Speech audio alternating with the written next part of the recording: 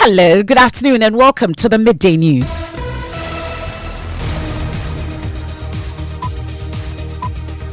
We're live on Joy 99.7 FM here in Accra and Kumasi on Love 99.5 FM.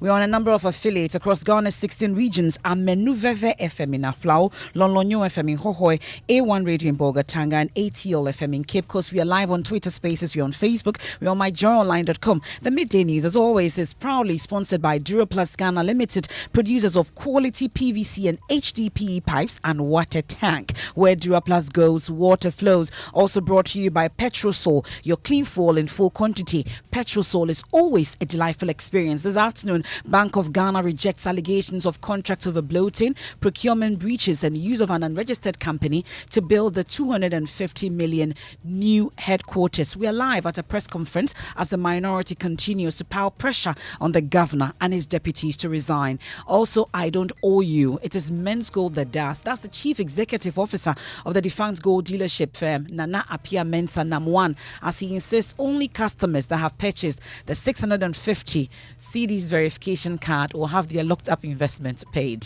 Many of these people that didn't even put money in my hands, haven't even seen me before, would shout on top of the roof and then say, I owe them. They don't even say Men's Good owes them. We need to subject all those claims to thorough investigation and scrutiny. But some customers are kicking against the move, describing it as another strategy by One to scam them. Who gave you the right to start a fintech in the first place? This is the shifting of the goalposts. He's just managing expectations, and he's taking people for a ride to be in jail by now. We have details. Also, President Akufo-Addo says despite the vilification and unfounded criticism against the double track system, results from the 2022 WASI is the best the country has attained in the last 8 years. It is a pity, though, that the unfortunate aspects of contemporary Ghanaian politics drove some otherwise responsible people to question the integrity of the results, happily, without any foundation. We have sports. Ghanaian long jumper Deborah Akwa laments the country's neglect over the past year, despite sacrificing to compete through injury to win bronze at the Commonwealth Games last year. And Ghana's biggest art festival, Charlie Wote Carnival, kicks off today with an all-white procession. On Monday, 3 p.m., we open with an all-white procession from the Osu Castle into the Osu community, Black Star Square, and back. That and more here on the Midday News. I am Emefa. Apawu, this is your home of independent, fearless, and credible journalism. Please do stay with me for details.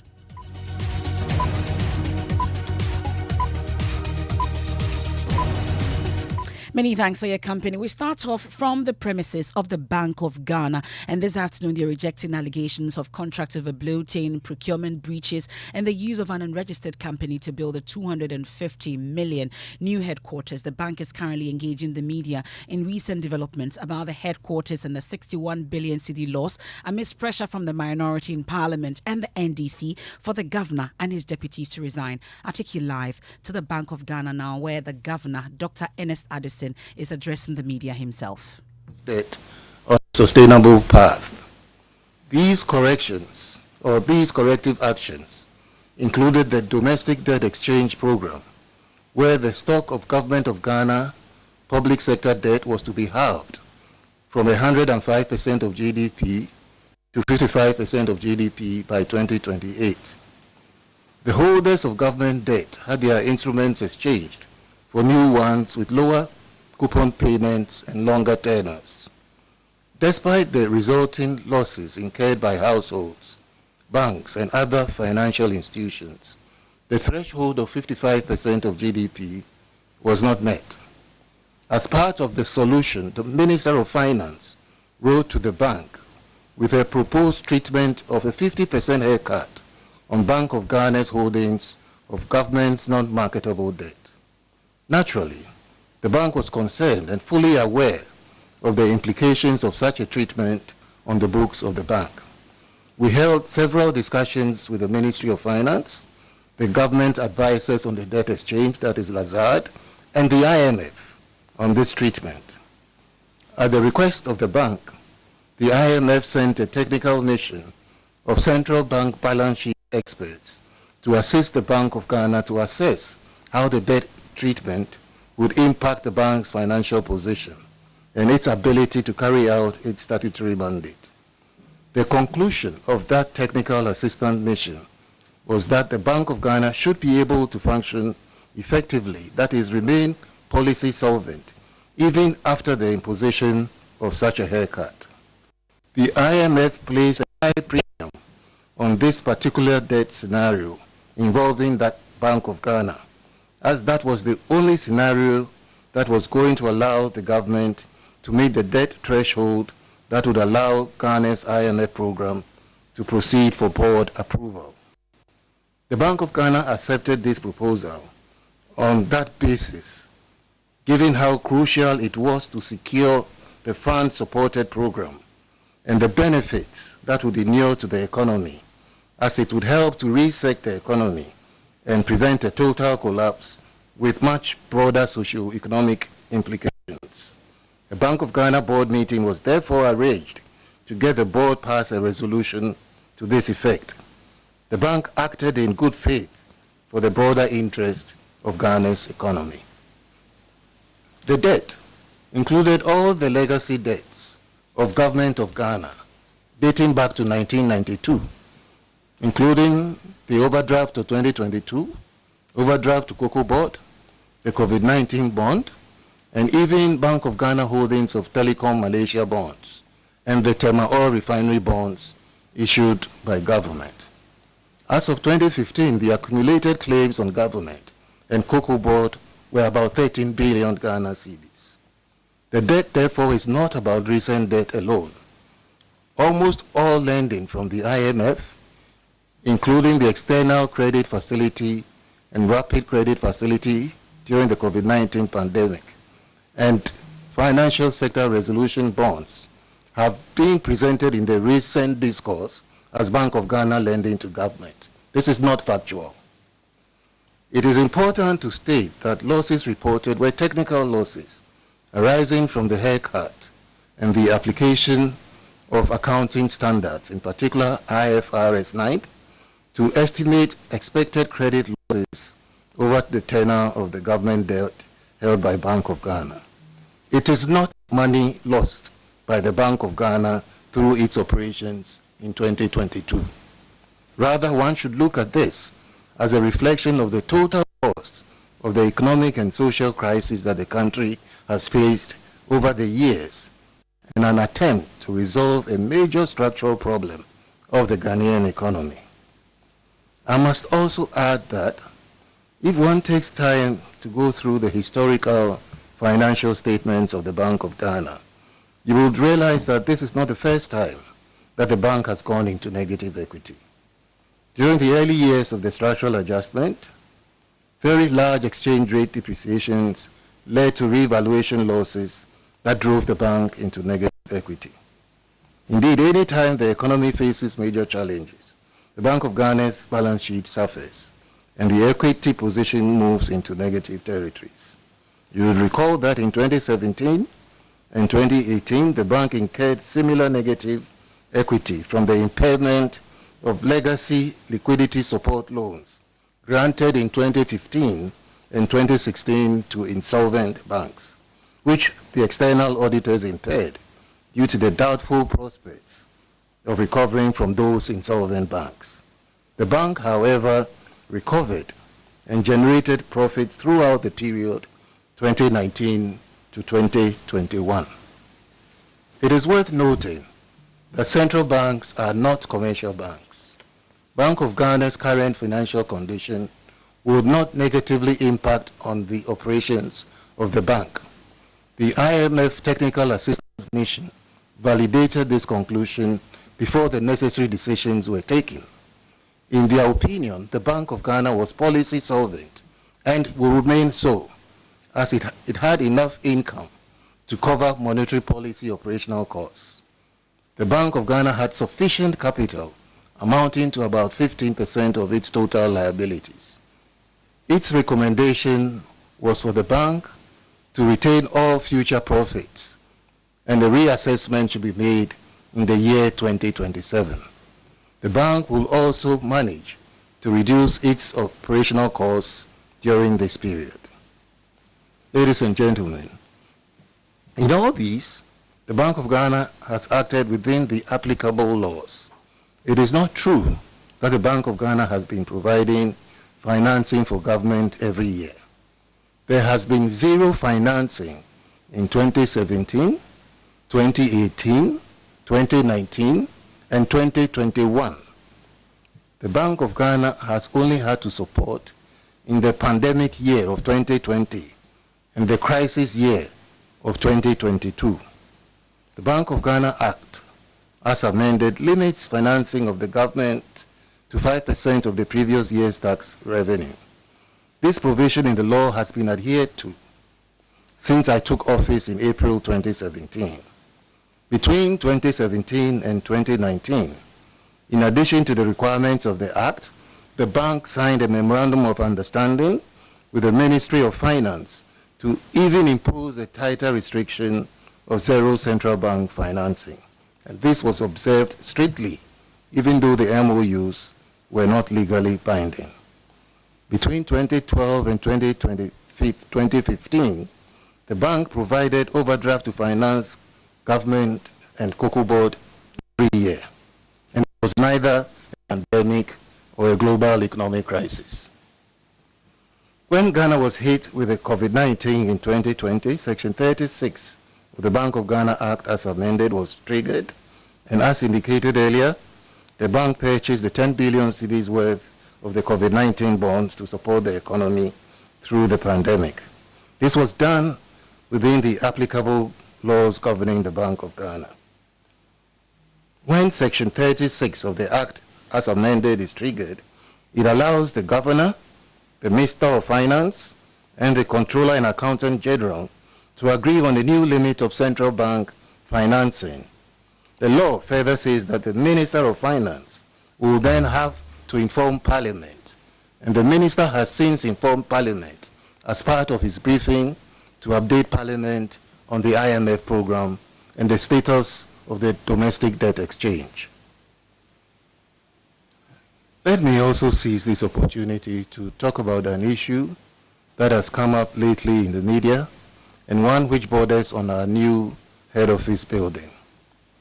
While discussions on the national security issue, like the central bank building, is a sensitive one, I will provide you with a brief history of how this has evolved over the years. The Bank of Ghana, as far back as the 1990s, began the search for a suitable and secured land for a head office. In 2012, the bank was allocated an unnumbered 5.19-acre land at Accra Central by the Lands Commission, which also had issues. The bank did not have access to the land since the Ministry of Foreign Affairs and Regional Integration refused to give the bank vacant possession on the grounds that they had never agreed to give up ownership of the land. The bank continued to search for suitable land for its head office throughout the period from 2013 to 2016. More recently, in 2018, the bank approached the State Insurance Corporation to acquire its vacant land at Ridge, near the Ridge Hospital. The government issued an executive instrument to allow the Bank of Ghana acquire that land, and SIC was duly compensated.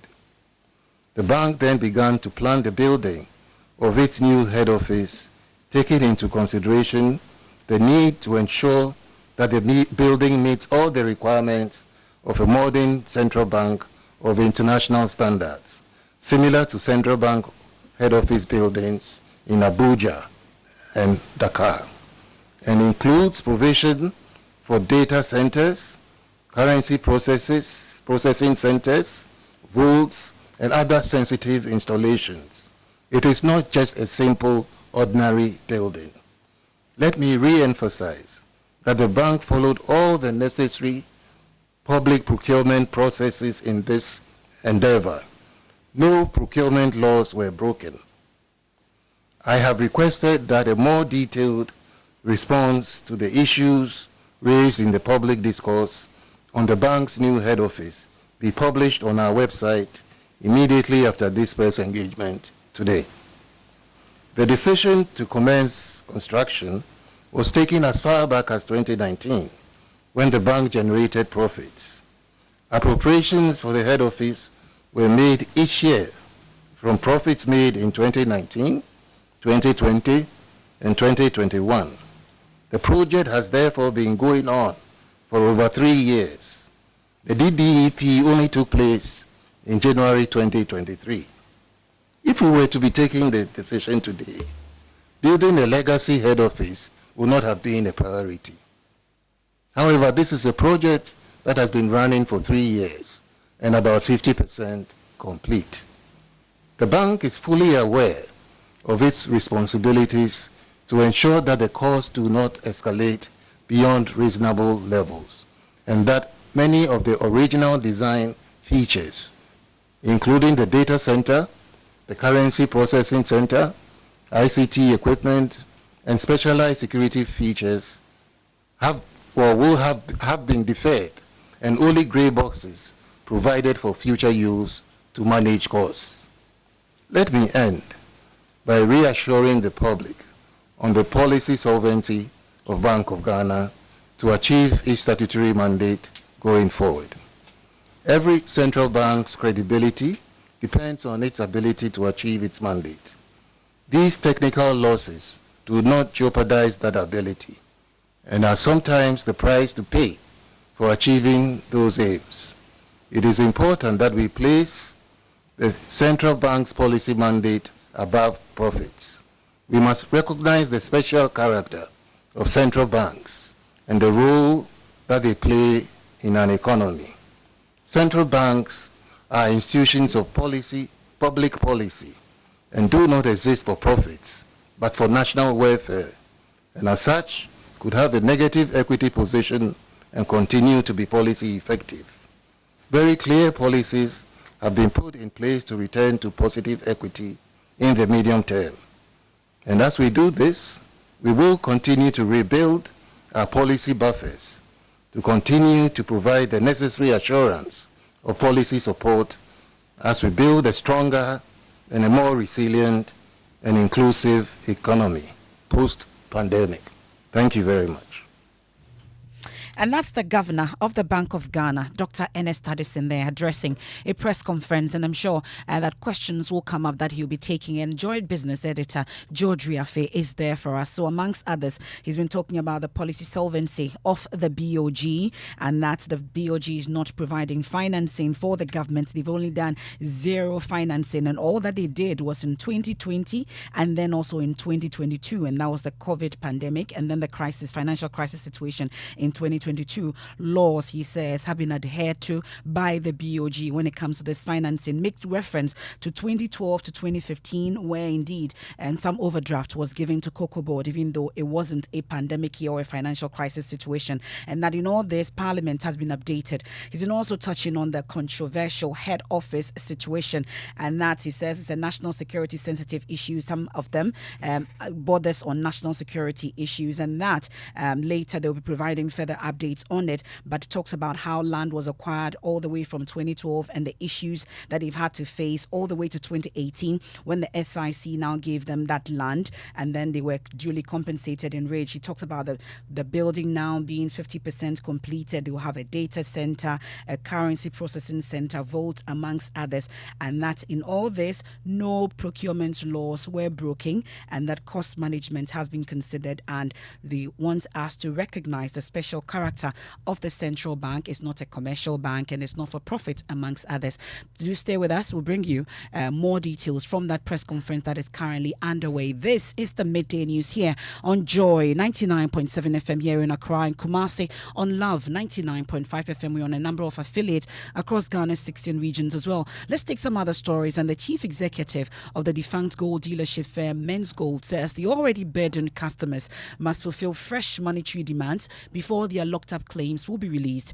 Nana Appiah-Mensah is urging customers with genuine indebted transaction claims to acquire the Men's Gold digital verification access card at 650 cedis before payments can be made. Interacting with Love FM's Austin Wood and GH1 Sewa Amihe, Nana Appiah-Mensah says he cannot personally be held liable for claims for misappropriation since the customers dealt with the company. A lot of these are traders that we're indebted to. that men's gold is indebted to are people that haven't even seen me haven't had the opportunity of seeing me in person. They haven't encountered me.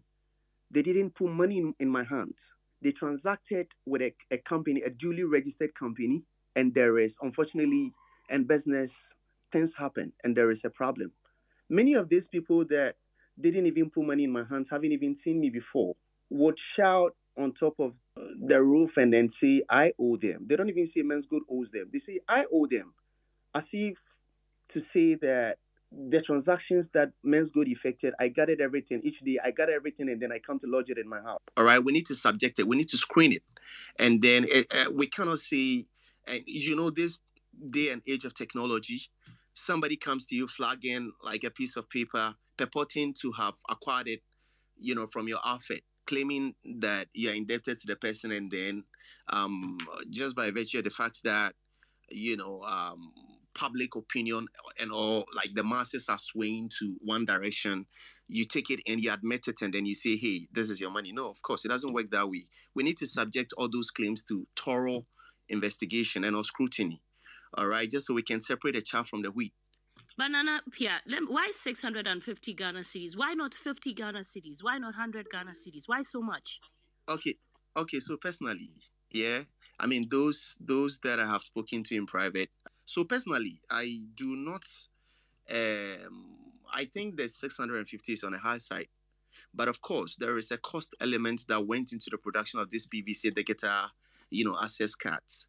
Took data of all your customers. I am asking you, with this new validation thing you are bringing in, what is it to achieve? Because you already have documents of all your customers, how much you owe each person, how much each person invested. What are they going to validate again? The fact that you've been validated doesn't mean that as a way to check fraud, and then ensure that whoever that is at the forefront wanting to exercise a certain right in question, that particular person is entitled. That's Nana Apia Mensah there on that Twitter Spaces. Some customers that joined the conversation described the move as another attempt by Number One and Men's Gold to scam them. So if Number One says that he has started a fintech called Payboy, where did he get the authority from? Where did he get the compliance from to start it in the first place? Because we all know that he's not in good standing with the financial community, or he's not even a reputable person. And you made a mess that you're trying to clean up, and then you go start another fintech. Who gave you the right to, who are those people who signed the document giving him the right to start a fintech in the first place? So what I'm telling you is that this is the shifting of the goalposts. He's just managing expectations. And he's taking people for a ride. Jurisdiction, he should be in jail by now. But he's here releasing press conferences. If you're a former Men's Gold customer and you're waiting for your money, I'm telling you that it's not going to come from Number One. There is that I have not seen anywhere, globally, locally, even with our banking sector cleanup, when some defunct microfinance institutions that were run and collapsed, I have not seen anywhere where anyone paid any certain amount of money for verification. So that is the first point of caution in the. But guess what? Some have already purchased the Men's Gold Digital Verification Access Card, and we are told they've gone through the process. My colleague Elton Brobe joins me in studio with more on this. So, Elton, it's surprising to hear that people have actually bought this at 650. Did they get their money? So, Emefa, this one we have has gold quantity of 24 and valued at 48,000 Ghana cedis. So he bought the 650 Ghana cedis verification card and then went through the process. And this is the text message he got from Men's Gold. It said, "Dear cherished client, congratulations on your successful indebted gold trade transaction validation. Kindly know that you are scheduled for payment of your gold quantity valued on or before 3rd March 2025. Pardon? Yes, so after going through the verification process, this is the text message you got from Men's Gold that he scheduled for payment of your gold quantity valued on or before 20th of March 2025. Interesting. But you have some updates also that we are getting from Men's Gold So, itself. a few hours ago, Nam1 updated this statement on his X or Twitter handle. He says that Men's Gold would cease the production and printing of PVC digital access card, which imposes a cost burden and shall resort to the printing of PIN code only for onward distribution at no cost, subject to the following conditions: that clients with valid status may choose to either walk away or still in the face of the one or several of the 10 invalidity statutes reasons provided, adamantly proceed to seek redress or review of the invalidity determination, which shall come at a fee to avoid the abuse of our time, human and logistic resources. And then he goes on to give provide directions where you can go and get the card to access your own funds. Elton, let's take a quick breather here on the Midday News. We need it. We're live on Joy 99.7 FM here in Accra, in Kumasi on Love 99.5 FM. The Midday News is proudly sponsored by Duraplast Ghana Limited, producers of quality PVC and HDPE pipes and water tank. Where Duraplast goes, water flows. And also brought to you by Petrosol, your clean fuel in full quantity. Petrosol is always a delightful experience. We've been hearing from the Bank of Ghana Governor, Dr. N.S. Addison, maintaining that no procurement laws were broken in the building of its 250 million new headquarters here in Accra. We'll take a quick break. When we return, we have sports, and President Akufo-Addo says despite the vilification and unfounded criticism against the double track system, results from the 2022 WASI is the best the country has attained in the last 8 years. And then it's Charlie Wote. Charlie Wote is starting today, and the carnival kicks off today with an all-white procession. I'll take you there. Do stay.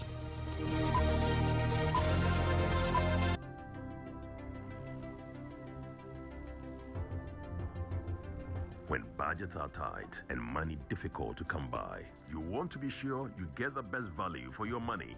These are not times to be spending money fixing expensive engine problems because of cheap fuel and lubricants. Drive to a Petrosol station today and buy your quality fuel and lubricants, and rest assured of fuel that lasts long and lubricants that prevent expensive engine problems. Hear the sound. Petrosol, clean fuel in full quantity.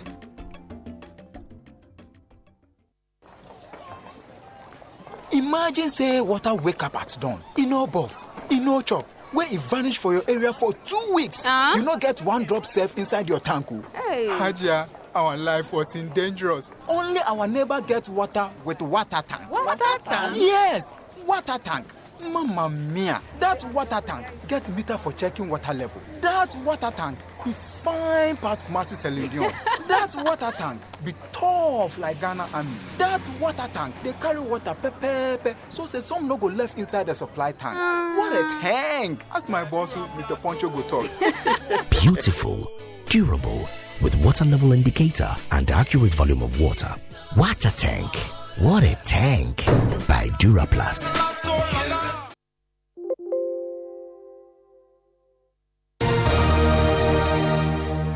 Thanks for staying with us. And President Akufo-Addo is touting Ghana's performance in the 2022 West African Senior Secondary Certificate Examination WASI as a vindication of his government's implementation of key interventions in the educational sector. While the result of the exam is the best Ghana has attained since 2014, the graduates were the pioneers of the government's double track system introduced to accommodate the huge number of students that entered the senior high school because it was free. Addressing a speech and prize-giving day of the Queen Girls Senior High School in Western North Region, the president said the politicization of education is not helping.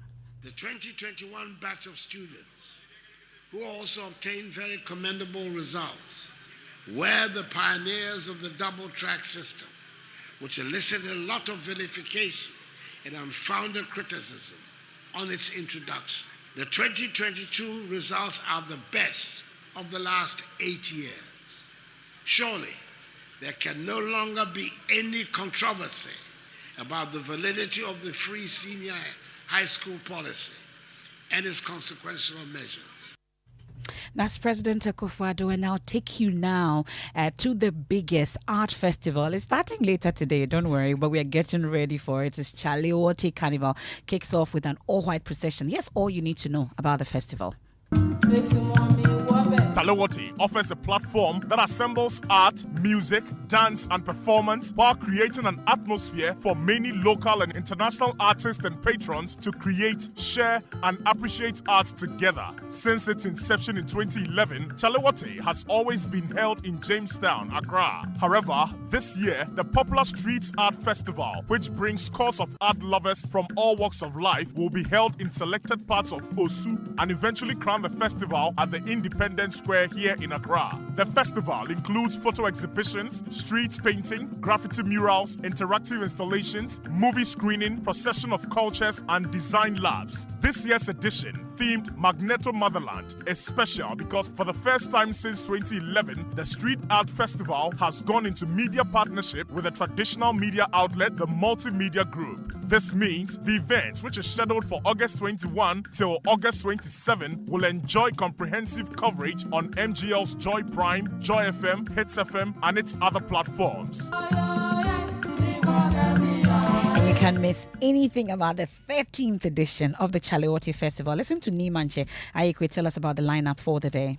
On Monday, 3 p.m., we open with an all-white procession from the Osu Castle into the Osu community, through the Black Star Square and back to... All white? All white. Any reason for that? It's called a Day of Remembering.